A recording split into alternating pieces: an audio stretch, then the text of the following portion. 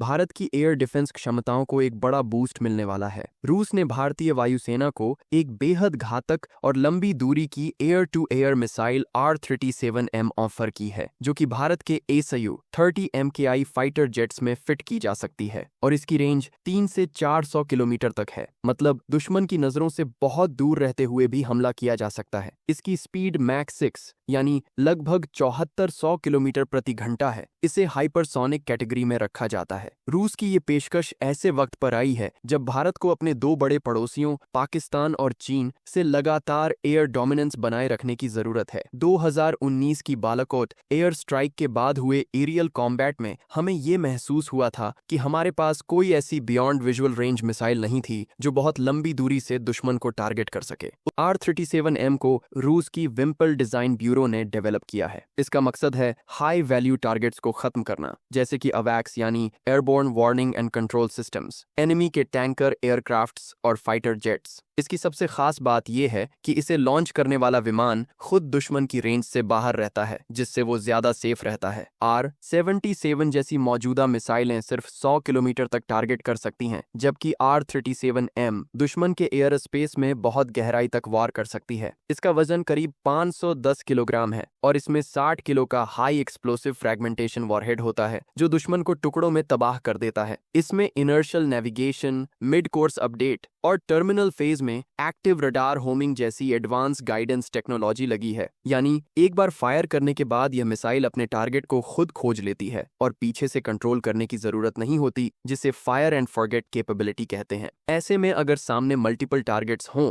तो भी air force pilot बड़ी आसानी से अपना काम कर सकता है। R-37M पहले से ही रूस के कई प्लेटफॉर्म्स में यूज हो रही है। रूस अब इसे भारत के 272 ASU-30 MKI जेट्स में इंटीग्रेट करने की बात कर रहा है। हालांकि इसके लिए ASU-30 MKI के रडार और फायर कंट्रोल सिस्टम्स को अपग्रेड करना पड़ेगा, क्योंकि R-37M की 400 किलोमीटर रेंज को डिटेक्ट करने के लिए फिलहाल जो बार्स रडार लगे हैं वो इतने केपेबल नहीं हैं। एक और दिलचस्प बात यह है कि रूस ने इसे भारत में मेक इन इंडिया प्रोजेक्ट के तहत लोकली मैन्युफैक्चर करने की भी पेशकश की है। हिंदुस्तान एरोनॉटिक्स लिमिटेड के प्लांट्स में इसका प्रोडक्शन हो सकता है। इससे भारत की एविएशन इंडस्ट्री को बूस्ट मिलेगा और फॉरेन डिपेंडेंस भी कम होगी। अगर हम R-37M की ऑपरेशनल हिस्ट्री देखें तो ये मिसाइल रूस की एयरफोर्स 2019 से यूक्रेन वॉर में इस्तेमाल कर रही है। रिपोर्ट्स के मुताबिक 2024 में इसने एक यूक्रेनियन MiG-29 को 213 किलोमीटर की दूरी से शूट डाउन किया था। भले ही ये मिसाइल बहुत सारे हार्ड किल्स यानी एक्चुअल शूट डाउन्स न कर पाई हो, लेकिन इसके लॉन्च होते ही दुश्मन की एयरफोर्स को मिशन छोड़कर भागना पड़ता है या इवेसिव मैन्यूवर्स करने पड़ते हैं, और यही इसकी स्ट्रेटेजिक यूटिलिटी को दिखाता है। इसका एरोडायनामिक डिजाइन भी कमाल का है। फोल्डिंग टेल कंट्रोल्स और मिड बॉडी स्ट्रेक्स इसे हाई स्पीड पर स्टेबिलिटी देते हैं और अलग अलग प्लेटफॉर्म्स में कंपैटिबल बनाते हैं। अब सवाल उठता है कि क्या भारत इस ऑफर को स्वीकार करेगा? भारत पहले ही अस्त्र और अस्त्र MK2 जैसी इंडिजिनस BBR मिसाइल्स पर काम कर रहा है, लेकिन जहां तक ASU-30 MKI की बात है, वो इंडियन एयर फोर्स का बैकबोन है और इसके लिए ऐसी कैपेबिलिटी क्रिटिकल है जो अभी तक हमारे पास नहीं है। अगर भारत R-37M को अपने बेड़े में शामिल करता है तो पाकिस्तान के F-16 और चीन के J-10C जैसे एयरक्राफ्ट्स के मुकाबले गेम चेंजिंग सुपीरियॉरिटी हासिल कर सकता है, क्योंकि पाकिस्तान के पास ऐसी कोई मिसाइल कैपेबिलिटी नहीं है जो इस रेंज तक जा सके।